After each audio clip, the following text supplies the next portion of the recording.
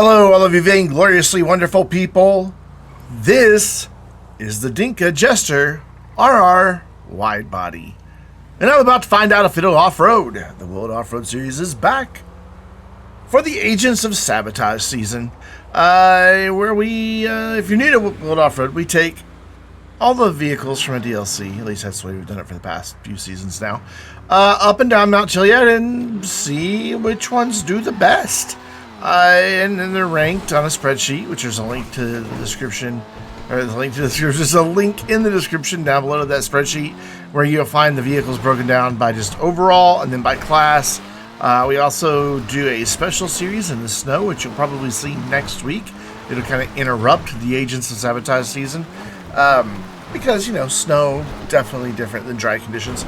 And then after that, it's broken down by DLC, where for the past several DLC, we have done every vehicle. We have some DLCs where we didn't do them all, but we're doing our best to make sure we get them all from now on. In the top left-hand corner is Vainglorious community member Commander Hobo, and in the top right, community member Raven, aka British Brandon. And you can join us for World Off-Road as well as other community events, videos, and live streams by just joining the Vainglorious Discord server. How you down? Just join the Vainglorious Discord server. There is a link for that on screen right now and also in the description down below. That was just good timing. And if you become a member and you're playing the game that we're playing on the platform we're playing it when we are recording or live streaming, then you can join in. But even if you can't join in, we'd still love to have you. We have gamers from all platforms who play a ton of different types of games, so you're sure to find somebody to connect with. Yeah. So this is a weird car. I mean, it drives all right. It's really grippy. It's, you know, in terms of sports cars, it's nothing really outstanding. But where it's weird is in that there's no customization options, and for 2.3 million bucks, that's inexcusable. I should be able to drop another 100 grand easy in visual mods. I should be able to take the livery off. I should have 17 different livery options. I should have arches for this vehicle that don't look bolted on. I should be able to get different spoilers. You know, I should be able to change the skirts. I should be able to change a lot of stuff on this car. And all you can change is the paint and the wheels and tint the windows.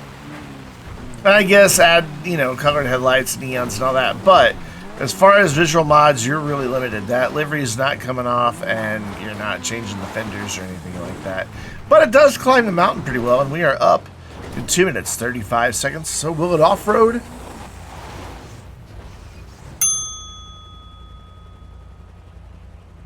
Yeah, I mean, it got up here, and it was relatively easy to drive up. It really never posed all that much of a problem for me driving it up here, so I guess that makes it good, but I don't know.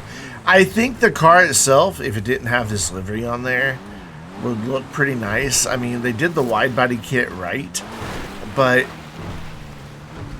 it just doesn't, I don't know, it doesn't look right. By the way, no, there wasn't a problem with rendering, and there's not a problem with your internet connection. In the top right, Raven was just dropping frames like crazy for some reason. Nothing's changed since last time he joined us to record Bullet Off-Road, he says, so who knows. Hopefully he can get it sorted out, though, because it does appear quite a bit throughout this video. And it's unfortunate because that's not just like his recording software dropping frames. That was happening to him in-game. So as he's trying to drive down the mountain, I mean, you can imagine how frustrating that would be for that to be your experience. And normally he has no problem, so it's really weird. So let's talk stats on the Jester RR Widebody. Out of 455 vehicles as of this video, this one is 47th. It is tied with the benefactor BR8, and it is 0.33 seconds faster than the Bravado Sprunk Buffalo. And the benefactor BR8 would have taken slot 46. The way I handle ties is it first goes to class, alphabetical order. And that is what happened right here. open wheeler O comes before sports S, so that is why they're in the order they are. But if there's still a tie, like after that, like say there's a tie in the same class, and it goes to manufacturer, and if there's still a tie, then it winds up going all the way down to the car model name to determine which one gets listed higher in the order. And I think we've got one or two cars that actually, or one or two sets that actually have to drill down that far before we finally get to see which one's going to be higher in the list. But yeah, in terms of sports, it is 13th out of 88. I think I may have covered this already. I can't remember. I think I did. 0.833 seconds slower than the Ubermax Cypher. And same split that the Sprunk Buffalo. In terms of Agents of Sabotage, it is number 1 out of 3. We'll test our second one in just a moment. But you might be thinking, oh, the DLC just came out. This is the first video you've had it. There's only 2 vehicles. How do you have 3? Well, the taco van is going to be available for purchase later in the drip feed. And it is a Pegasus vehicle, which means it will not have any modifications available for it whatsoever. Which makes it the same as all the taco vans that you see driving around town, which we tested way back in 2017. That's right, this series has been going for a long time. So I'm not going to retest it. I'll just let those numbers stand. But it is a drip feed vehicle, weirdly. And now we already have the time for it. It's the first time, I think, in World Off-Road that we've had a time for a vehicle before. Get out of my way, hobo. Before it actually is released. So, yeah, no magic there. It's just that it's a car that's existed, since the game dropped in 2013. And we're just finally able to buy it. So, yeah, that's what's going on there. Ow. That was quite the landing there. But yeah, we're on our damage descent where we throw the vehicles back off the mountain just to see, what type of damage they take. And it does help you see, in more of a real world, less controlled off-roading situation. If you're just trying to fly through here as quickly as possible to get away from somebody on like their oppressor or something, one, you'd already be dead. You'd already be dead because oppressors are OP and need to be nerfed even more. But two, hey, this is what you would encounter is, frantic, full throttle, trying to get away. But we're down 1 minute, 42 seconds. Let's take a look at the damage on the Jester RR Widebody. And most of the windows are gone. There's just one window remaining. Pretty much all the lights. I think there might be reverse light still. Yeah, there's one reverse light still working. The hood is missing. The doors in the trunk will not close. It has bent wheels and moderate body damage. And of course, we will also take a look at our support vehicles. First from the front, and then from the back. And then that will bring us to our next vehicle. And this one I was really excited about. The Bravado Banshee GTS. Now, I've always liked the Banshee since way back in the day when it looked like a Corvette in the older series of GTA. But I've always enjoyed it. Though it's never been like one of my go-to cars because, while it's been quick enough, it hasn't ever handled the best. But that has been resolved in the GTS. And this thing is such an absolute delight to drive. There is a bit of an unfortunate incident on the way up that cost it some time that I was really disappointed about. And you'll see it here in just a little bit, right around the 2.5 minute mark, I think. I could be wrong about that. Maybe like 2:20, 2:10. But anyway, fantastic car, good modification options. Just an absolute joy to drive, and I'm glad that they left in the old Banshee sound. They have modified it slightly. There's a bit of an engine rumble that isn't present on the regular Banshee that is here on this car. But overall, it's mostly the same. That is to say, in the dirt, the back end wants to come around. Though it is far more composed than the regular Banshee. I don't know if I'm sure we tested the regular Banshee at some point, I would assume. Maybe not. I'm just kind of looking through the spreadsheet that I mentioned earlier, and it's not there. By the way, speaking of things, oh no, it is. It is here. Okay, yeah, I see. We'll talk about that in a minute. They're pretty close, actually. Speaking of things that are in the description down below, you can play World Off-Road Bingo. There's a link to that. You click on it and just generate a new card. And then if something on your bingo card happens in the video, then you click it. And if you get bingo, you will be our 6th ever winner. We haven't had very many, despite 234 episodes. And that's just regular World Off-Road. It's not counting World Off-Road at the races, nor World Off-Road in the snow. And again, if you're new to World Off-Road, World Off-Road at the races is at the end of each season. All the vehicles that we have tested for that season, we take them, the 2 fastest and the 2 slowest, and we race them in an actual with props and checkpoint race. There we go. That's the incident I was talking about. Very unfortunate. I really think I kind of just rough edited earlier just to kind of see an estimate of what that cost it. And it was anywhere from like 9 to 11 seconds, depending on how long you want to count the incident. Which made me sad because this car could have gotten, we would be up right now. Instead, we're still making the final bit of the climb. And so, very unfortunate that it came in with a slower time than the Jester that we just saw. But we're up 2 minutes, 41, almost 42 seconds. So, will it off-road? Yeah, and it's a lot more pleasant to drive, easier to drive than the regular Banshee, as my chair makes a popping noise. However, because of that incident that cost it, let's just round and say 10 seconds, it's only about a second and a half quicker than the regular Banshee, which is kind of, oof, that's rough. That really is rough.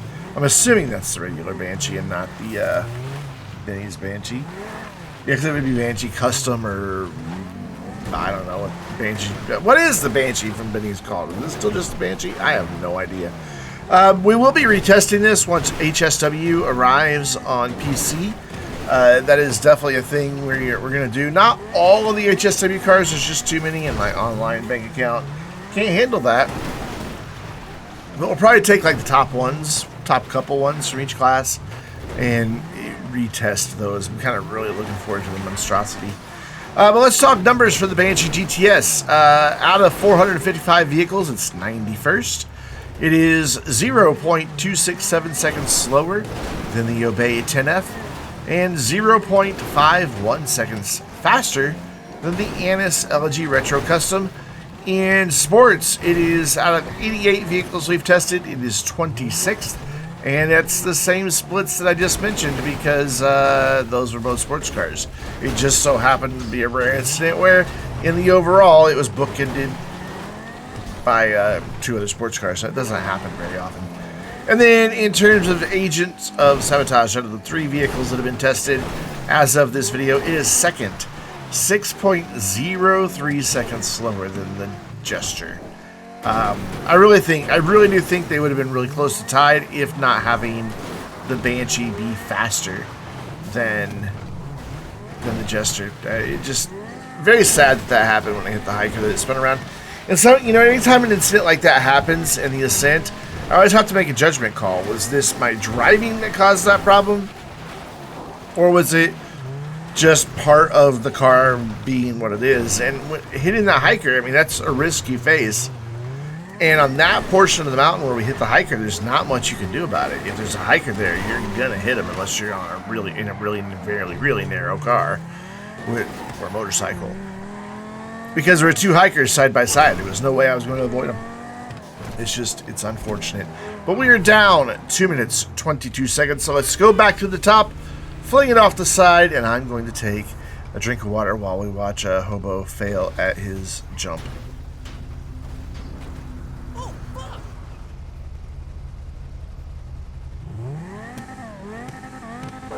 Ah, much better. Now we're flinging the vehicle off the side. Sorry for the silence. Sometimes my voice just doesn't work for 14 minutes straight. Sometimes it's fine. I don't know what makes the difference, but here we are. Ow! That hit was so hard it took some of my health. Did you see that? Man, that gauntlet must weigh 10 tons. Holy cow! That was quite the hit. But I'm struggling to get back on my wheels. A lot. Oh, wait. There we go. Oh, just in time to get hit by Hobo again. Now we're just going to go backwards. But at least we're on our wheels now, I guess. That's the consolation. And at this point, there you go. For, I don't know, 1 or 2 seconds, the engine just wasn't responding at all. Which cracks me up every time that happens in GTA. It's like, well, is the engine dead or is the engine not dead? Oh, look at that corkscrew. That doesn't happen very often. I dig that. A lot of doesn't happen very often with this car. I really thought I was done there. I really thought I was going to be stuck, but then I managed to find a gap. Sadly, was not able to thread the needle. I did thread the needle, though, I believe, with the Jester earlier, and then being bullied by the Gauntlet is not helping my case here at all. Looks like Raven's having a good old time in his Banshee as well. Jumping down, I'm going to try to get over the woodpile, but that last bump kept me from hitting the angle just right. And instead I crashed into the woodpile and nearly into a helicopter. But we're down 142. Let's take a look at the damage on the Banshee GTS. All the windows are gone and all the front end lights are missing, plus most of the rear end lights, if we're being honest. The front bumper, the hood, the doors, and the trunk, or the boot if you'd prefer, are all left up on the mountain. It has bent wheels and slight body damage. And of course we will look at our support vehicles once again from the front and from the back. And I want to thank you for watching Will It Off-Road today. We will be back next week with Will It Off-Road in the snow, probably with the Canis Terminus and Vapid Caracara police vehicles, because they seem like a good place to start testing in the snow. But thank you. Thank you so much for watching. There are thousands of things you could have done with your time today.